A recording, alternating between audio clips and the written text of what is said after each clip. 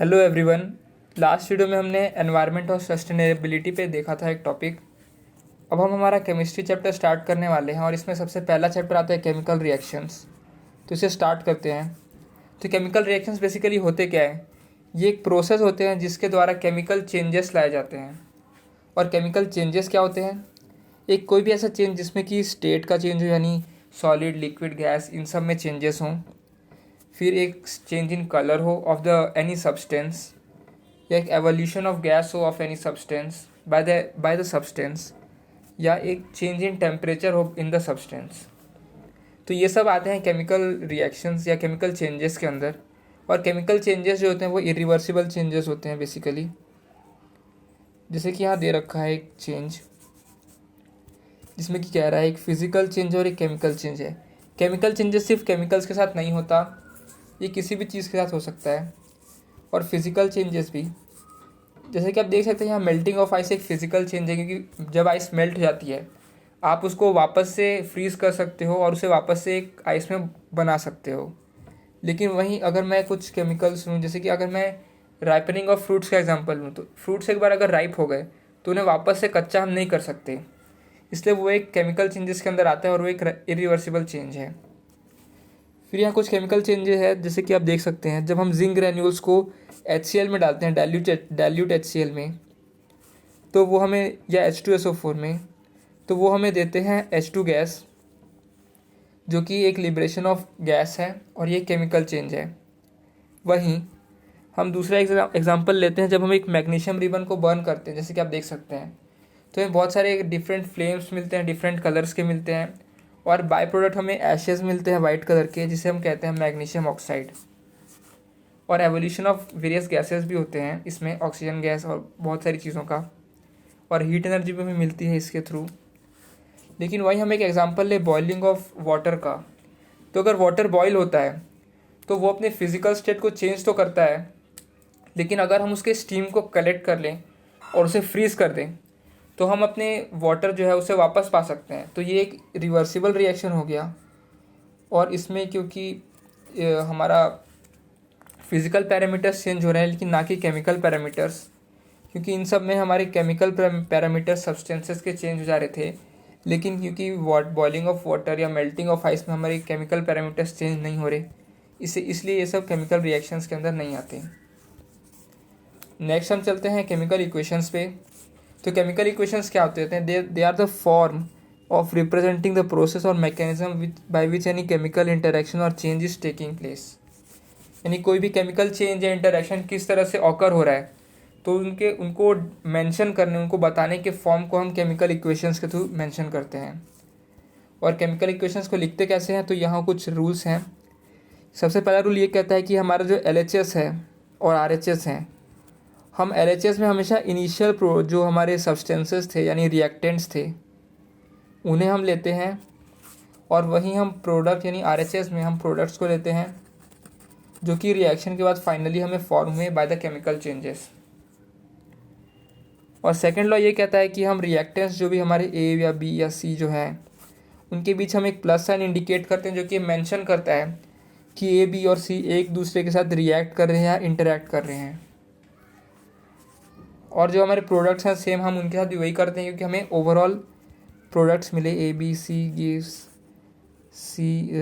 D+E, तो हमें इनके बीच भी प्लस साइन डालना पड़ता है ताकि हम ये इंडिकेट कर सकें हमें फाइनली ये सब प्रोडक्ट्स मिले।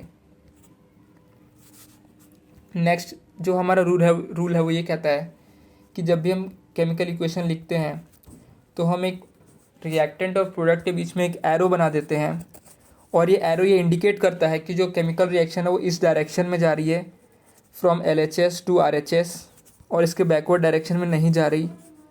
लेकिन जब हम रिवर्सिबल रिएक्शंस के बारे में बात करते हैं, रिवर्सिबल केमिकल रिएक्शंस, तब हम ये एरो इंडिकेट कर देते हैं कुछ इस तरह, ताकि एक रिवर्सिबल रिएक्शन को इंडिकेट कर सके, ताकि ये दोनों डायरेक्शन में हो रही है। तो ये हो गया हमारे पास एक और रूल कि हम एक एरो इंडिकेट करते हैं to show the direction of reaction. Next हमारा एक और है लास्ट रूल, विच इज़ कि हम जो रिएक्शन है यानी A, B और C गिव्स D+E, इसको हम और इनोवेटिव बनाने के लिए हम इसमें इनके रिएक्टेंट्स के स्टेट्स लिख सकते हैं और इनके जो जिस टेम्परेचर पे हो रहे हैं, कौन से कैटलिस्ट यूज़ हो रहे हैं, हम ये सब इंडिकेट कर सकते हैं ताकि हमारा इक्वेशन जो है केमिकल इक्वेशन वो और भी ज़्यादा इन्फॉर्मेटिव हो सके। तो नेक्स्ट हमारे आता है केमिकल इक्वेशंस को लिखने के फॉर्म, जो कि हैं वर्ड फॉर्म और सिंबॉलिक फॉर्म। तो वर्ड फॉर्म बेसिकली क्या होता है, जब हम जो रिएक्टेंट्स और प्रोडक्ट्स हैं उनको वर्ड्स के थ्रू रिप्रेजेंट करें, उनके एक्चुअल नेम्स के थ्रू, तो हम उसे वर्ड इक्वेशन कहते हैं। और यहाँ हम उनके एग्जांपल देख सकते हैं कि the reaction of burning of magnesium ribbon to give ash of magnesium oxide. तो इसको हम कैसे लिखते हैं, magnesium plus oxygen gives magnesium oxide simply. और ये एक एरो इंडिकेट कर दिया गया ताकि हम ये बता सकें कि रिएक्शन इस डायरेक्शन में ही जाएगी। और फिर हमारे पास एक और एग्जांपल है कि zinc granules with dilute sulphuric acid to liberate hydrogen gas. यानी जब जिंक और डाइल्यूट सल्फ्यूरिक एसिड को हम मिक्स करें तो हमें जिंक सल्फेट और हाइड्रोजन गैस मिलते हैं। जिंक सल्फेट जो है वो सॉल्यूशन में मिल जाता है और हाइड्रोजन गैस बाहर इवॉल्व हो जाती है। तो ये एक और तरीका हो गया वर्ड इक्वेशंस को लिखने का। और हमारे पास वर्ड इक्वेशंस क्योंकि बहुत ज़्यादा लेंदी होते हैं, जैसे कि आप देख सकते हैं इन्हें कितना ज़्यादा लेंदी बना दिया गया है और ये बहुत कॉम्प्लिकेटेड तरीके से लिखे गए हैं, तो हम इन्हें सिंप्लीफाई कर देते हैं थ्रू सिंबॉलिक इक्वेशन। जैसे कि आप देख सकते हैं हमने इसी इक्वेशन को कन्वर्ट करके ये इक्वेशन बना दी, जो कि है Mg plus O2 gives MgO। और साथ ही साथ इनको इन्फॉर्मेटिव बनाने के लिए हमने इनके स्टेट्स भी लिख दिए, सीरीज, सॉलिड, गैस। और ये MgO जो है वो भी सॉलिड में होना चाहिए, करेक्ट कर लेना। MgO क्योंकि एशियस के फॉर्म में होता है और एशियस एक तौर पे सॉलिड ही रहते हैं। फिर हमारे पास इस इक्वेशन का भी हमारा एक आ गया, क्योंकि Zn plus H2SO4 gives ZnSO4 plus H2। तो ये हमारे पास एक और इक्वेशन आ गई ऑफ द सिंबॉलिक फॉर्म, जो कि इस रिएक्शन के लिए थी। तो यही हो गया हमारे पास केमिकल इक्वेशंस को लिखने का तरीका।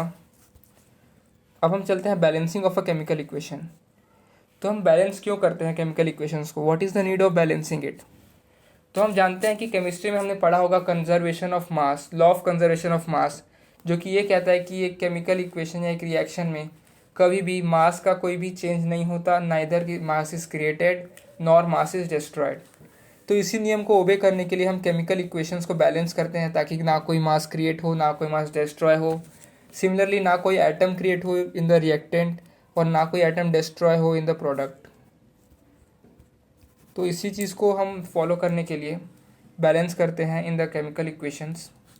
तो आप यहाँ देख सकते हो एक केमिकल इक्वेशन हमें दे रखी है दो। सबसे पहले जिंक के जो मास या जिंक के जो एटम्स हैं वो बैलेंस्ड हैं, हाइड्रोजन के भी जो एटम्स हैं वो बैलेंस्ड हैं, H2H2। फिर हमारा जो सल्फ़र है वो यहाँ एक है, यहाँ भी एक है, और ऑक्सीजन यहाँ 4 है, यहाँ भी 4 है। तो ओवरऑल सारे एटम्स बैलेंस्ड हैं इस इक्वेशन में, यानी ये ओवरऑल नेट इक्वेशन हमारी बैलेंस्ड है। वहीं दूसरे में देख सकते हैं हम आयरन यहाँ एक है लेकिन यहाँ 3 है, हाइड्रोजन यहाँ 2 है, यहाँ भी 2 है, करेक्ट। लेकिन ऑक्सीजन हमारा एक है, यहाँ 4 है, यानी ये इक्वेशन हमारी बैलेंस नहीं है और इसे बैलेंस की बहुत ज़रूरत है ताकि हमारा लॉ ऑफ कंजर्वेशन यहाँ मेंटेन रहे। तो इसको बैलेंस करने के लिए एक स्टेप वाइज तरीका है, जो कि कहता है सबसे पहले जो रिएक्टेंट्स हैं उनको बॉक्स में कर लो। जैसे क्या दे रखा है, इनको बॉक्स में कर दिया। उसके बाद ये इसलिए किया जाता है ताकि आप ध्यान से एटम्स को गिन सको, उन्हें लेबल कर सको in the reactant and product. उसके बाद कहते हैं कि जो एलिमेंट्स हैं उनके नंबर ऑफ एटम्स रिएक्टेंट और प्रोडक्ट साइड में लिख लो। जैसे कि दे रखा है कि आयरन का एक एटम यहाँ है लेकिन 3 एटम प्रोडक्ट में है, हाइड्रोजन के 2 एटम्स हैं रिएक्टेंट और प्रोडक्ट दोनों में, लेकिन ऑक्सीजन के 1 एटम रिएक्टेंट में है लेकिन 4 एटम प्रोडक्ट्स में है। यानी ये ओवरऑल रिएक्शन बैलेंस नहीं है और इसे बैलेंस करना ज़रूरी है ताकि number of atoms in reactant सारे ही एलिमेंट्स के प्रोडक्ट से इक्वल हो जाए। तो ये हो गया हमारा स्टेप 2 की एक टेबल बना दिया जाए जिसमें कि सारे atoms in reactant and product of different elements लिख दिए जाएँ।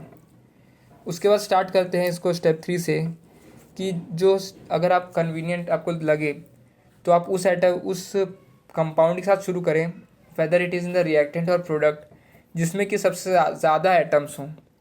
जैसे कि देख सकते हैं इस इक्वेशन में हमारा Fe3O4 में सबसे ज़्यादा एटम्स हैं, विच इज़ 7, और इसमें सबसे ज़्यादा आइटम्स ऑक्सीजन के हैं, तो हम ऑक्सीजन को बैलेंस करने से स्टार्ट करेंगे। और हम इस इक्वेशन में भी देख सकते हैं कि ऑक्सीजन जो है वो सबसे ज़्यादा इम्बैलेंस्ड है, क्योंकि यहाँ वो 1 है और यहाँ वो 4 है। तो इसको बैलेंस करने से स्टार्ट करते हैं। तो ऑक्सीजन को बैलेंस करने के लिए हमें रिएक्टेंट साइड में 4 मल्टीप्लाई करना होगा इन द ऑक्सीजन। तो हम इसके लिए यहाँ 4H2O डाल देते हैं, जैसे कि आप देख सकते हैं इन्होंने लेटर ऑन उसी इक्वेशन में ये कन्वर्जन किया और हमारे पास ये इक्वेशन आ गई Fe + 4H2O gives Fe3O4 + H2। तो ऑक्सीजन तो हमारा बैलेंस हो गया, लेकिन एक प्रॉब्लम क्रिएट हो गई कि हमारा हाइड्रोजन बैलेंस नहीं हुआ। यहाँ वो अब 8 हो गया, यहाँ वो 2 हो गया, और आयरन तो वैसे भी बैलेंस नहीं था। तो हाइड्रोजन को बैलेंस करने के लिए इन्होंने क्या किया, क्योंकि हमारे यहाँ 4 है H2O में हमारा 8 है हाइड्रोजन, लेकिन यहाँ हमारा सिर्फ 2 है। तो यहाँ अगर हम 4 मल्टीप्लाई कर दें इन H2 तो क्लियरली हाइड्रोजन बैलेंस हो जाएगा। तो यहाँ उन्होंने 4H2 मल्टीप्लाई कर दिया, जिससे फाइनल इक्वेशन हमारी ये बन गई ट्रांसफॉर्म होके, जैसे कि आप देख सकते हैं। और अब सिर्फ आयरन ही बच गया जो कि हमारा बैलेंस नहीं है, क्योंकि यहाँ वो 1 है और यहाँ वो 3 है। तो इसको बैलेंस करने के लिए सिंपली यहाँ हम 3 डाल दें, थ्राइस Fe कर दें, ताकि हमारा आयरन भी बैलेंस्ड हो जाए। तो हमारा हाइड्रोजन बैलेंस हो गया, ऑक्सीजन बैलेंस हो गया और आयरन भी बैलेंस हो गया, यानी हमारा ओवरऑल नेट इक्वेशन बैलेंस हो गया। और वो हमारे पास निकल के आया कुछ ऐसा, यानी thrice of Fe + 4H2O gives Fe3O4 + 4H2। और फिर हम उनको बिना बॉक्सेस के लिखेंगे, तो ये हमारे पास नेट बैलेंस इक्वेशन बन के आती है। तो यही हो गया हमारी सारे स्टेप्स के साथ बैलेंस्ड इक्वेशन। और ये स्टेप्स फॉलो आप कर सकते हैं अगर आपको एक परफेक्ट स्टेप चाहिए, एक परफेक्ट ऑर्डर्ड वे चाहिए रिएक्शन को बैलेंस करने का। लेकिन आप हिट एंड ट्रायल मेथड से जल्दी भी कर सकते हैं, अगर आप ध्यान से कोएफिशिएंट्स को समझ पाएँ कि आपको क्या क्या मल्टीप्लाई करना है in the reactant and product, ताकि आपका इक्वेशन जो है वो जल्दी बैलेंस हो सके। फिर हम फिज़िकल स्टेट्स भी लिखते हैं, जैसे कि मैंने पहले बताया था कि हमारा रिएक्शन जो है वो ज़्यादा इनोवेटिव और क्रिएटिव दिखे। और इन सब इक्वेशंस में हमने उनके प्रेशर्स दे रखे हैं इस फर्स्ट इक्वेशन में, जिसमें कि ये जो रिएक्शन है वो फिजिबल है, ताकि और इन्फॉर्मेटिव लगे। और हमने इसमें जो in presence of which sunlight and chlorophyll जो हमारा फोटोसिंथेसिस होता है उसको हमने बता रखा है इन दिस रिएक्शन, जो कि इसको और ज़्यादा इन्फॉर्मेटिव कर देता है। फिर हम कुछ NCERT क्वेश्चंस लेंगे, जिसमें कि पहला क्वेश्चन कह रहा है write the balanced equation of for the following chemical reactions. पहला hydrogen + chlorine gives hydrogen chloride, यानी H2 + Cl2 गिव्स HCl। इसको बैलेंस करने के लिए, क्योंकि यहाँ हाइड्रोजन 2 है, यहाँ क्लोरीन 2 है, और यहाँ हाइड्रोजन 1 है, क्लोरीन भी 1 है, तो यहाँ हम सिर्फ 2 डाल देंगे, 2 का एक फैक्टर जो कि दिख रहा है हमें, ताकि यहाँ भी हाइड्रोजन 2 हो जाए, क्लोरीन 2 हो जाए। और ये नेट बैलेंस इक्वेशन हमारे पास आ गई कुछ ऐसी, जैसे कि आप देख सकते हो, कुछ इस तरह की। तो ये हो गया हमारे पास फर्स्ट क्वेश्चन का आंसर। सेकंड क्वेश्चन ये कह रहा है कि barium chloride + aluminium sulphate gives barium sulphate + aluminium chloride, यानी BaCl2 + Al2SO4 होल थ्राइस। ये फॉर्मूला है एल्यूमिनियम सल्फेट का, Al2SO4 होल थ्राइस। और ये देता है हमें बेरियम सल्फेट, यानी BaSO4 प्लस एल्यूमिनियम क्लोराइड, यानी AlCl3। इसको बैलेंस करने के लिए बेरियम हमारा बैलेंस्ड है 1-1 दोनों साइड। सल्फेट जो है हमारा ओवरऑल SO4 वो बैलेंस नहीं है, क्योंकि यहाँ वो 1 है, यहाँ वो 3 है। और हमारा एल्यूमिनियम जो है वो भी बैलेंस नहीं है, क्योंकि यहाँ वो 2 है, यहाँ वो 1 है। और क्लोरीन भी बैलेंस नहीं है, क्योंकि यहाँ वो 2 है, यहाँ वो 3 है। तो सल्फेट को बैलेंस करने से स्टार्ट करते हैं। तो उसको कैसे बैलेंस करेंगे हम, कि सल्फेट यहाँ हम अगर थ्राइस ऑफ BaSO4 डाल दें तो सल्फेट हमारा बैलेंस हो जाएगा, यहाँ वो 3-3 हो जाएगा। सिमिलरली अगर हम यहाँ, क्योंकि हमारा बेरियम 3 हो गया, तो अगर हम यहाँ थ्राइस ऑफ BaCl2 डाल दें तो हमारा ये भी बेरियम भी 3 हो गया दोनों दोनों साइड। Al जो है वो हमारा 2 है, तो अगर हम यहाँ 2 डाल दें तो हमारा एल्यूमिनियम भी बैलेंस्ड हो गया। तो हमारा जो नेट है आप देख सकते हो, हमारा क्लोरीन जो है वो भी बैलेंस है, यहाँ वो 6 है और यहाँ भी वो क्लोरीन 6 है, यानी क्लोरीन भी हमारा ओवरऑल बैलेंस्ड हो चुका है। और हमें फाइनल इक्वेशन जो हमारी नेट बैलेंस्ड इक्वेशन है वो हमें ये निकल के आती है। तो ये हो गया हमारा सेकंड क्वेश्चन का आंसर। अब हमारा थर्ड क्वेश्चन कह रहा है कि sodium plus water gives sodium hydroxide plus hydrogen, यानी सोडियम यानी Na प्लस वाटर यानी H2O गिव्स सोडियम हाइड्रोक्साइड यानी NaOH प्लस H2। तो इसको बैलेंस करने के लिए सबसे पहले हम यहाँ 2 डालेंगे ताकि हमारा हाइड्रोजन यहाँ 4 हो जाए, ताकि यहाँ इजीली 2 डाल के बैलेंस हो जाए 4। ऑक्सीजन बैलेंस हो चुका है क्योंकि यहाँ वो 2 है और यहाँ वो 2 है। सोडियम बैलेंस नहीं हो पाएगा क्योंकि यहाँ वो 1 है, यहाँ वो 2 है। तो सोडियम को बैलेंस करने के लिए हम फिर से यहाँ 2 डाल देंगे ताकि हमारा जो नेट इक्वेशन है वो बैलेंस हो जाए। तो हमारा जो नेट बैलेंस्ड इक्वेशन है वो हमें ये मिल के आता है। तो इसी के साथ ये इक्वेशन बैलेंस्ड हो गई और ये क्वेश्चन ख़त्म होता है।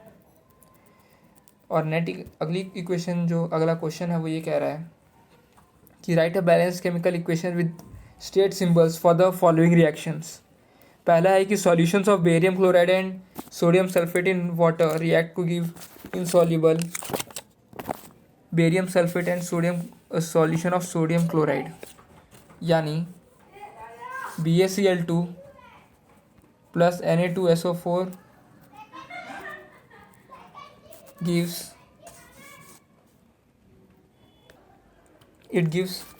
BaSO4 plus NaCl। तो इसमें देख सकते हैं आप बेरियम जो है वो बैलेंस्ड है, सल्फेट भी बैलेंस्ड है, जो हमारा सोडियम है वो यहाँ 2 है, क्लोरीन भी 2, यहाँ सोडियम और क्लोरीन 1 है। तो हम यहाँ अगर 2 डाल दें तो आप देख सकते हैं कि जो हमारी नेट बन के इक्वेशन आती है वो कुछ ऐसे आएगी BaSO4 plus twice of NaCl, और ये कम्प्लीटली बैलेंस्ड हो गई और ये हो गया हमारा आंसर। और फिर हमारा जो लास्ट क्वेश्चन है वो कह रहा है कि सोडियम हाइड्रोक्साइड जो है वो रिएक्ट कर रहा है हाइड्रोक्लोरिक एसिड के साथ यानी HCl के साथ टू गिव सोडियम जो क्लोराइड और वाटर सॉल्यूशन। तो सोडियम हाइड्रोक्साइड हमें दे रखा है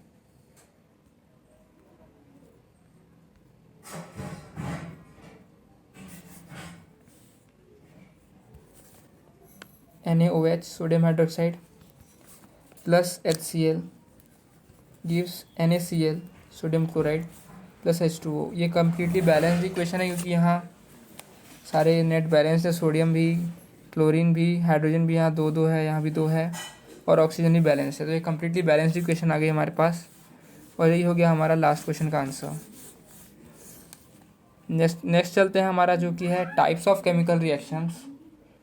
इसमें सबसे जो जैसे कि आप देख सकते हैं यहाँ हमारे पास 8 तरह के रिएक्शंस हैं केमिकल रिएक्शंस। पहला कॉम्बिनेशन, फिर decomposition, displacement, double displacement, precipitation, neutralisation, oxidation and reduction. इनमें से कुछ रिएक्शंस के बारे में आपने पहले ही पढ़ा होगा लोअर क्लासेस में, तो इनको डिटेल में देखते हैं। सबसे पहले कॉम्बिनेशन रिएक्शन को। ये एक ऐसी रिएक्शन होती है जिसमें कि 2 सब्सटेंसेज या 2 से ज़्यादा सब्सटेंसेज या रिएक्टेंट्स मिलकर आपस में रिएक्ट करके सिर्फ एक प्रोडक्ट बनाते हैं और इसमें लिबरेशन ऑफ हीट होता है, इसलिए इसे एक एक्सोथर्मिक रिएक्शन भी कहा जाता है। ये एक्सोथर्मिक नेचर में होता है, लेकिन ये ज़रूरी नहीं कि हर एक्सोथर्मिक रिएक्शन कॉम्बिनेशन रिएक्शन ही हो, लेकिन हर कॉम्बिनेशन रिएक्शन एक्सोथर्मिक ज़रूर होता है। तो यहाँ कुछ एग्जांपल्स हैं, जैसे कि कैल्शियम ऑक्साइड या क्विक लाइम में जब वाटर डाल दिया जाता है तो कैल्शियम हाइड्रोक्साइड या स्लेग लाइम बनाता है और हीट इवॉल्व करता है। वैसे ही बर्निंग ऑफ कोल, जिसमें कि कार्बन जो है वो ऑक्सीजन से कंबाइन होता है और कार्बन डाइऑक्साइड देता है हमें और बहुत सारी एनर्जी भी देता है जिसे कि हम फर्दर इस्तेमाल कर सकते हैं। फिर हाइड्रोजन गैस ऑक्सीजन के साथ कंबाइन होकर वाटर देती है लिक्विड स्टेट में और इसमें हीट भी मिलती है हमें बहुत सारी।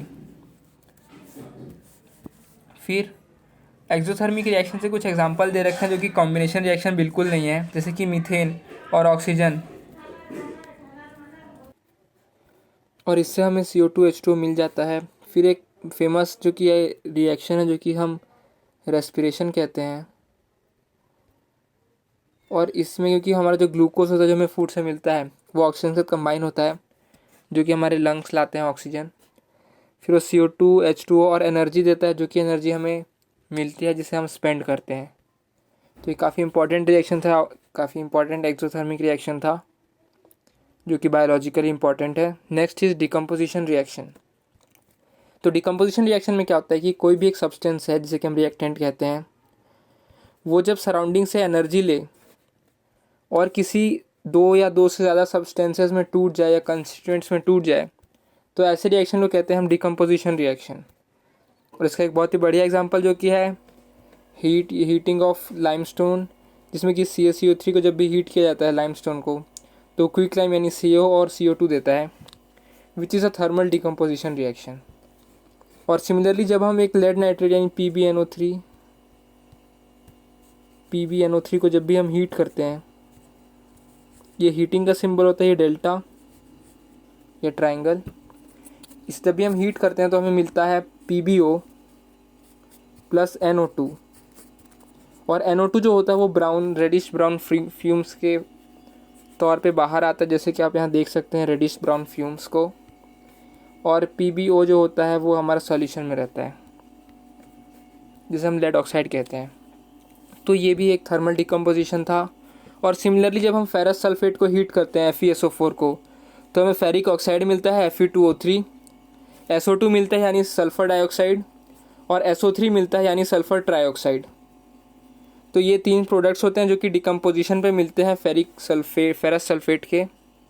और ये तीनों रिएक्शंस में क्योंकि हम एनर्जी जो है वो रिएक्टेंट को हीट के तौर पे दे रहे हैं, हीट एनर्जी, तो इसीलिए इसे थर्मल डिकम्पोजिशन कहा जाता है, क्योंकि हीट के प्रेजेंस में हो रहा है। फिर नेक्स्ट आता है हमारा इलेक्ट्रोलाइटिक डिकम्पोजिशन, यानी हम रिएक्टेंट्स को इलेक्ट्रिक एनर्जी के थ्रू तोड़ते हैं by the supplying electrical energy. और इसमें जो सबसे बेस्ट एग्जांपल है वो है हाइड्रोलिसिस ऑफ वाटर, यानी जब H2O को करंट या इलेक्ट्रिसिटी पास की जाती है तो वो H2 और O2 में कंस्टिट्यूएंट्स में टूट जाता है।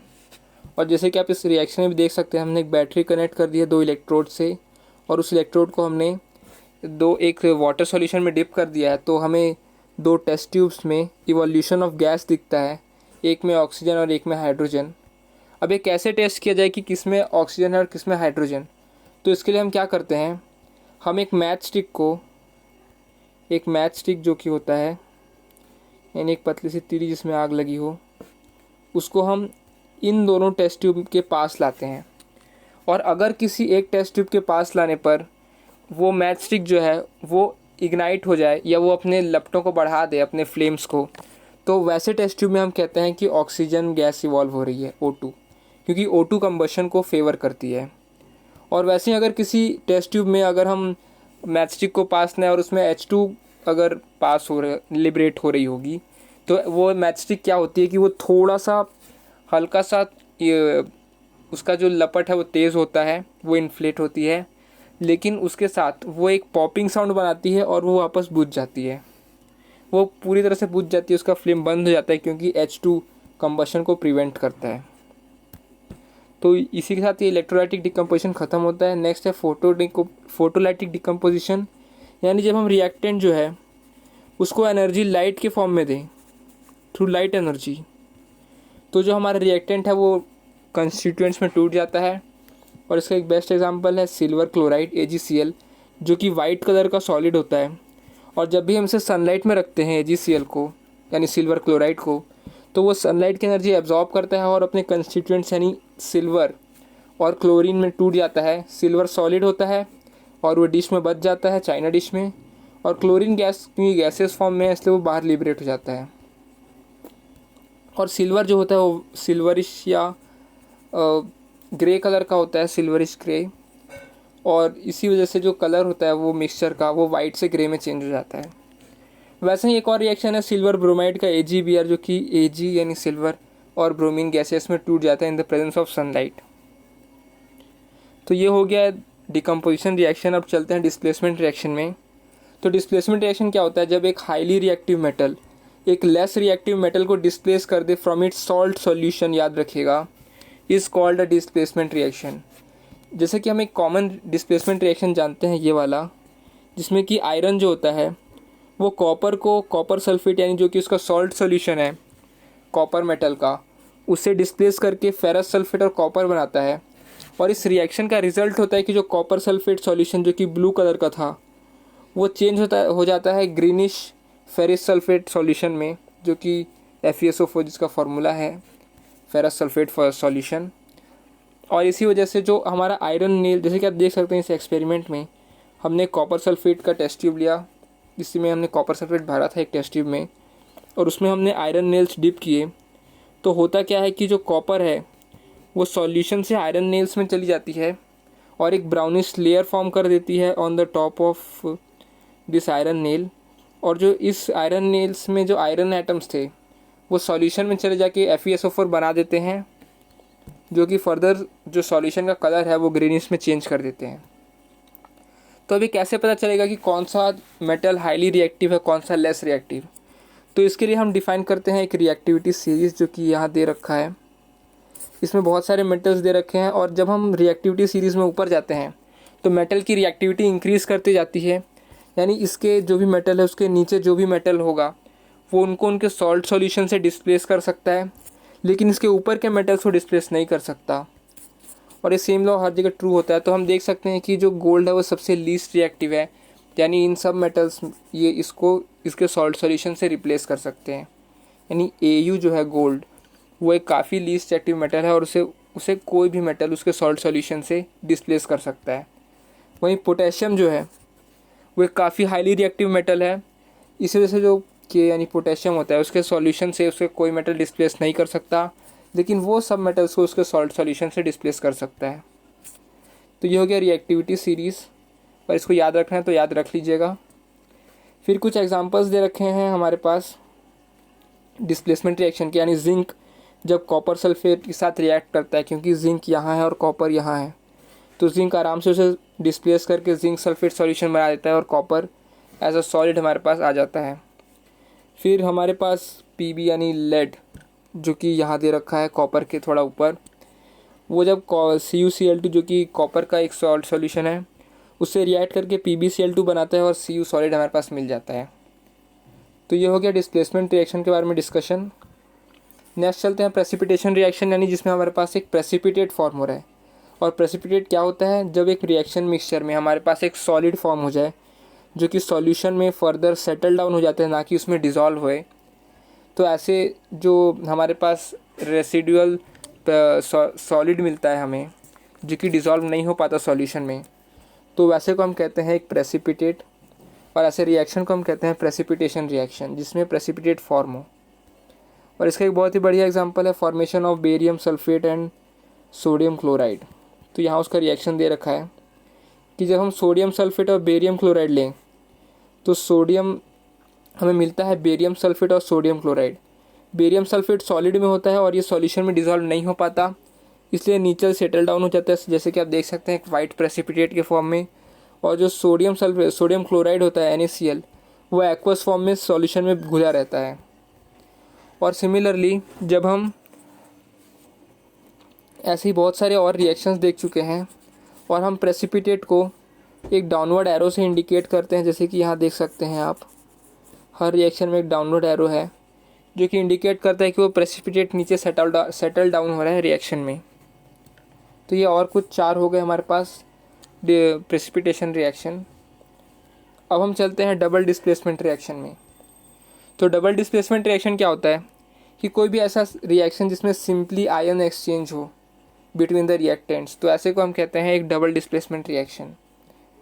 और जैसे कि हमने लास्ट में ही देखा था कि जब सोडियम सल्फेट बेरियम क्लोराइड से रिएक्ट करता है तो Na2+ है हमारे पास, ट्वाइस ऑफ Na+ है हमारे पास सोडियम सल्फेट में, और SO4 2- है।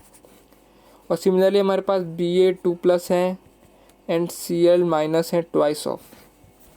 तो अब इस रिएक्शन में होता क्या है कि हमारे जो रिएक्टेंट्स हैं यानी ये दोनों, ये सिंपली एक्सचेंज कर लेते हैं अपने आयंस, और फर्दर हमारे पास मिल जाता है BaSO4 और ट्वाइस ऑफ NaCl। यानी हमारे रिएक्टेंट्स ने अपने आयंस को एक्सचेंज कर लिया इसलिए इस रिएक्शन को कहते हैं डबल डिस्प्लेसमेंट, क्योंकि यहाँ एक दूसरे को डिस्प्लेस कर दिया जा रहा है 2 बार।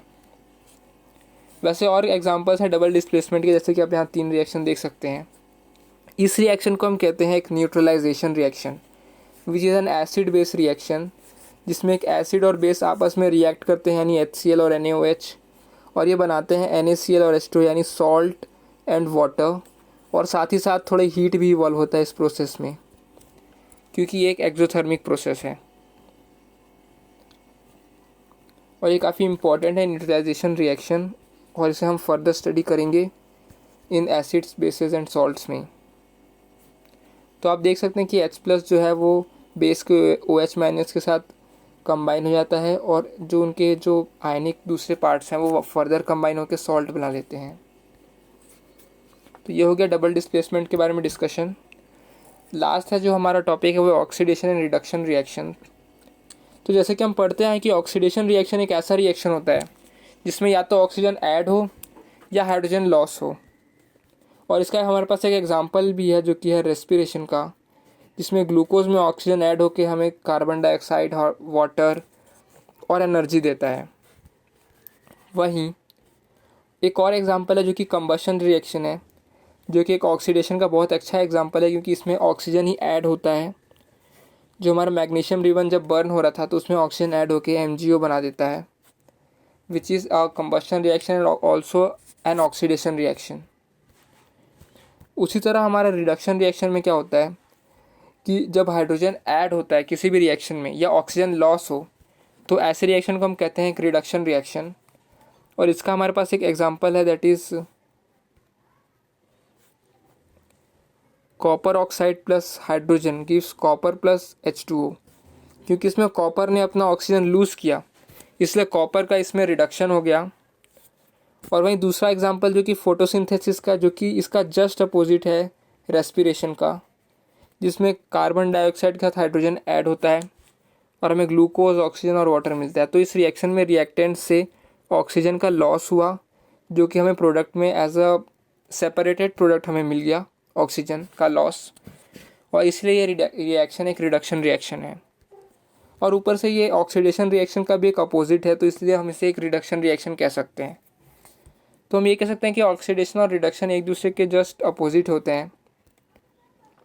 और एक रेडॉक्स रिएक्शन पे अब डिस्कशन करते हैं। तो एक रेडॉक्स रिएक्शन क्या होता है, जब एक ही रिएक्टेंट में, सपोज हमारे पास कुछ रिएक्टेंट्स हैं A और B, अगर ये B A का रिडक्शन कर रहा है, हालांकि B में कुछ ऑक्सीजन का भी पार्ट हो सकता है, कुछ हाइड्रोजन का भी पार्ट हो सकता है, कुछ भी हो सकता है, लेकिन अगर B A का रिडक्शन कर रहा है, यानी A B का ऑक्सीडेशन कर रहा है। और यही कॉन्सेप्ट होता है ऑक्सीडाइजिंग एंड रिड्यूसिंग एजेंट का। जैसे कि मैं इस एग्जांपल में लेता हूँ, आप देख सकते हैं कि हाइड्रोजन जो है वो कॉपर ऑक्साइड से ऑक्सीजन छीन ले रहा है और कॉपर को बिना ऑक्सीजन के रहने दे रहा है। तो हम कहते हैं कि H2 जो है वो एक ऑक्सीडाइजिंग एजेंट की तरह काम कर रहा है, सॉरी ऑक्सीडाइजिंग नहीं, एक रिड्यूसिंग एजेंट की तरह काम कर रहा है, क्योंकि कॉपर जो है, कॉपर ऑक्साइड का, उसके कॉपर को रिड्यूस कर दे रहा है और ख़ुद जो है वो ऑक्सीडाइज हो जा रहा है। देखिए, क्योंकि H2 में ऑक्सीजन ऐड हुआ और H2O बन गया, यानी जो हाइड्रोजन है इसमें H2 गैस, वो कॉपर ऑक्साइड को, कॉपर को ऑक्सीडाइज कर रहा है, सॉरी रिड्यूस कर रहा है और ख़ुद ऑक्सीडाइज हो रहा है। इसका मतलब ये एक रिड्यूसिंग एजेंट है इन दिस रिएक्शन। और उसी तरह कॉपर ऑक्साइड जो है वो H2 को ऑक्सीजन दे रहा है, यानी इसको ऑक्सीडाइज कर रहा है और ख़ुद रिड्यूस होकर कॉपर में बदल रहा है। तो ये एक ऑक्सीडाइजिंग एजेंट की तरह बिहेव कर रहा है और ये खुद जो है वो रिड्यूस हो रहा है। तो यही हो गया फंडा ऑक्सीडाइजिंग एंड रिड्यूसिंग एजेंट का, यानी ऑक्सीडाइजिंग एजेंट किसी अदर रिएक्टेंट को ऑक्सीडाइज करता है और ख़ुद रिड्यूस होता है, और वहीं एक रिड्यूसिंग एजेंट दूसरे रिएक्टेंट को रिड्यूस करता है और ख़ुद ऑक्सीडाइज हो जाता है। तो यही था ऑक्सीडाइजिंग एंड रिड्यूसिंग एजेंट का फॉर्मूला का टॉपिक। और एक रिएक्शन जिसमें, क्योंकि इसमें इस रिएक्शन में कॉपर का ऑक्सीडेशन हो रहा है, सॉरी रिडक्शन हो रहा है,